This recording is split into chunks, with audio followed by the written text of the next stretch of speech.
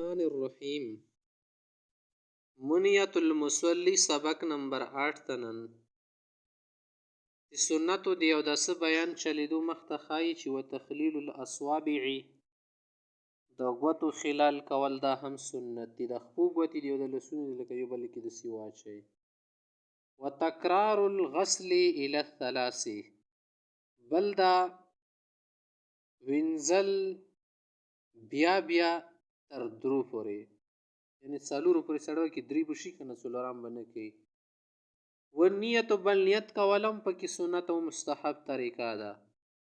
والترتیب بل ترتیب سره او دس کولم سنت طریقه ده. کنه ته ولدسې کولی شي خپې ووینځي بیا پسې لاسونه وینځي بیا مخ بیا مسخه الټا پلټا وکړي، خو ترتیب پکې سنت دی. والدلک بل مږل او سولول دا پکې مستحب دي. تشې اوبه چې نه تېروي بلکې له ځان نه دي چې کې لږ وګرئ ودې مخې.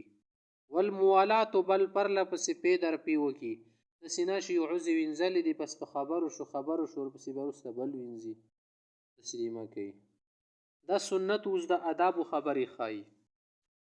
واما آدابه دی او د څه آداب دا دي وهو ان یتأهب للصلاة چې منځه دپاره د تیاري وکړي قبل دخول الوقت د وخت د خلیدو نه مخکې د تیاري میاري وکړي شروع دي کړي.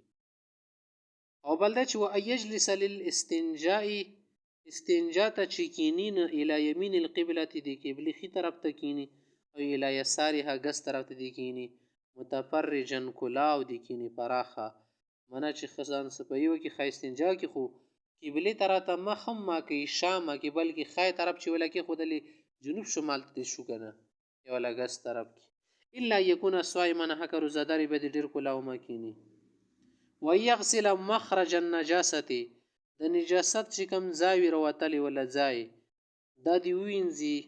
ویغسل مخرج النجاست اذا لم تتجاوز النجاسة من مخرجها که بیا د پلیتي د خپل ځای نه تجاوز نه وي کړه فغسله مستحب بیا یې وینځل مستحب طریقه ده چې د خپل مخرج کم وتلی ځای سي. اما اذا جاوزت مخرجها هکه د وتلی ځای نه پلیتۍ لاړه یا لیدلې لګېدلي ولم تکن قدر الدرهم د تلی برابره ده درهم برابره اشرفي برابره نه وي فغسل سنت به وینځل سنت دي. وان كانت قدر الدرهم که به د درهم د پیسې سپینې قبلې روپۍ برابرې تلی کې چې اوبه ودرېږي دومره وي فغسله واجب به وینځل واجب دي. واما ان زادت على قدر الدرهم که د درهم نه هم زیاته وي درهم نه زیاته ده فغسله فرض به وینځل چې شری په هغه صورت کې فرض دي. والادب بس ادب طریقه پکې دا ده ان یغسله ودې وینځي حتی ینقیه چې صفا کي وليس فيه عدد مسنون څه خاص عدد پکې نشته چې دومره تیږې کاڼي وغیره به استعمالوي بس شری وکي صفایي سوترۍ دې راولي. زمونږ دغه ویډیو که تاسو خوښ شي د سره لایک کړئ چینل سبسکرایب کړئ. نور پکې ډېر کتابونه او ډېر شیان پکې مواد پراته دي د هغه نه پیدا تاسو اوچتولی شئ مختلف قسمه ځکه چې دا د کتابونو یو درسګاه ده دې کې تاسو ته ډېر کتابونه وغیره میلېدلی شي. والسلام.